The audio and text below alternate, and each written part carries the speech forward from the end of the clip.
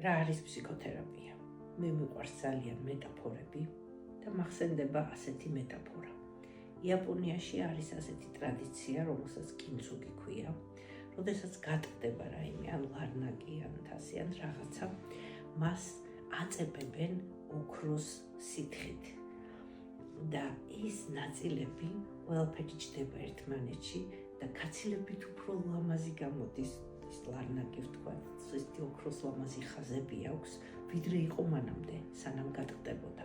აი ჩემთვის ფსიქოთერაპიაც ეს არის, როდესაც ადამიანი მოდის გატეხილი, დაშლილი, მისი პიროვნული ნაწილები თითქოს დაიშალა, მისი პიროვნების ნაწილები, ჩვენ ვამთლიანებთ ფსიქოთერაპიის შედეგად და ის გაცილებით უფრო ლამაზი, გამთლიანებული ხდება ფსიქოთერაპიის პროცესის შემდეგ, ვიდრე იყო მანამდე.